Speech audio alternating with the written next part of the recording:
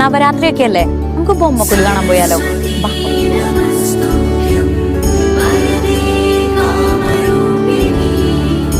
ബൊമ്മക്കുലു എന്ന പദത്തില് ബൊമ്മ എന്ന പദത്തിനർത്ഥം പാവ എന്നും കൊലു എന്ന പദത്തിനർത്ഥം പടികൾ എന്നുമാണ്. അപ്പൊ ഇവിടെ നമുക്ക് കാണാനായിട്ട് പറ്റും, ഈ പടികള് ഒറ്റ സംഖ്യയായിട്ടാണ് സാധാരണയായിട്ട് നിർമ്മിച്ചിരിക്കുന്നത്. ഇതില് ദേവീ ദേവന്മാരെ പൂജിച്ച് ബൊമ്മയായിട്ട് വെച്ചിരിക്കുകയാണ്.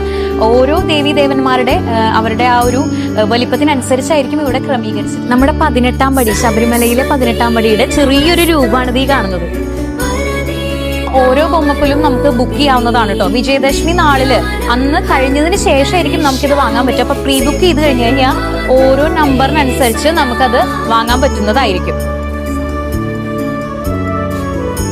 അപ്പൊ ഈ നവരാത്രി അവസാനിക്കുന്നത് വരെ ബൊമ്മക്കുലു കാണണമെന്നുണ്ടെങ്കിൽ എല്ലാവരും നമ്മുടെ പഴയ നടക്കാവിലുള്ള അയ്യപ്പ ക്ഷേത്രത്തിൽ വന്നാൽ മതി. മിസ്സാക്കണ്ട. Bye from Thrissur ഗഡീസ്.